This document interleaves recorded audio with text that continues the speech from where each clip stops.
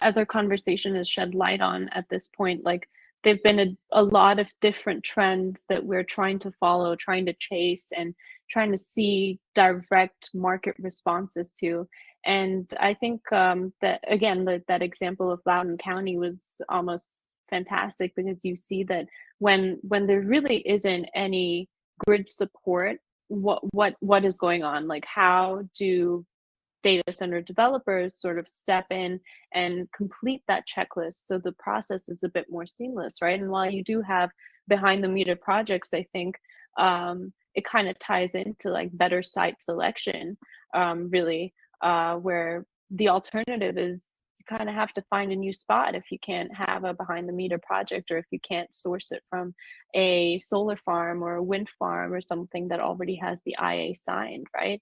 And I think that because there has been such a large strain on the grid, we've seen a bunch of other trickle down effects. So we see things like community setbacks as well, where counties, where folks are coming into these county meetings and they're voting against specific data centers because the development isn't necessarily benefiting them, or it isn't exactly community based. And I think one of those setbacks is we've seen that in terms of not only power but in terms of water as well, where we have our meta data centers somewhere in Georgia, I believe, come in and sort of disrupt the quality of water that certain residents in the area have. So, the data center uses, I think, a third of the water resources from the river that flows through the county.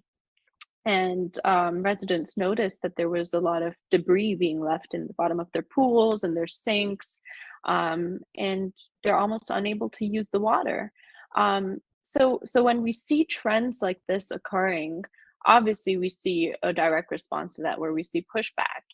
We see things like zoning permits being not granted to specific data center developers because the community votes against it, or things like moratoriums, for example, like in DeKalb County in Georgia, we see that they've put up a moratorium for data center development, where they're not entertaining applications at all.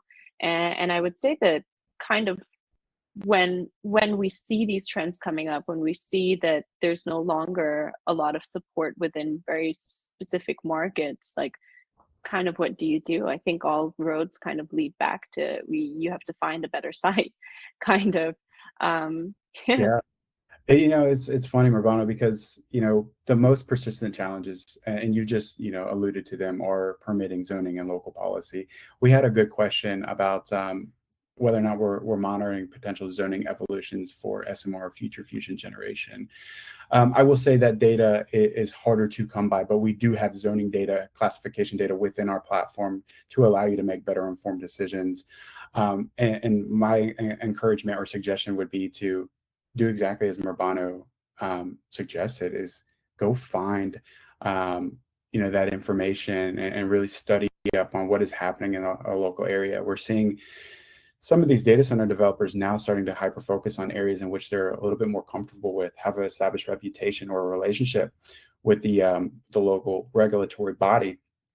And one thing I wanted to highlight is this is not just like neutral infrastructure anymore. Like we're looking at long-term assets, especially for what we're looking at with the race to AI and high performance computing as well, to support our infrastructure in our day-to-day lives. Like this is not only affecting us in the digital world, but in the physical world. We have to ensure that we're seeing the economic, employment, and energy benefits that are happening to each and every community in which we're deploying this. And one of the interesting things that we are also seeing are workforce shortages. And there has to be this well-oiled machine in specific areas in which we have everything from the different phases of the project development life cycle, all the way from site selection. Before we even hit the ground, like before we even put boots on the ground, we need to be thinking about the design, the construction, arranging the relationships with the construction or the contracting professionals, so that when we get to that point, we aren't wasting time, effort, money. And it's a lot harder than most people think, right? It is an ever-changing flow of constraints and challenges that are entering, different phases of the development life cycle that um, is unfortunately a balancing act, right? It's how do you find the right formula? And those groups that are finding the right formula are the ones that are succeeding. Those are the ones that are doing their due diligence. Those are the ones that are coming together and establishing early relationships, not only with the local regulatory bodies, but also with, construction professionals in the area. It's not a linear approach. It's a multi-webbed approach. And that's what's fascinating about where we're headed is the ability to get to that point now, as opposed to later, is what's going to set those apart in the space.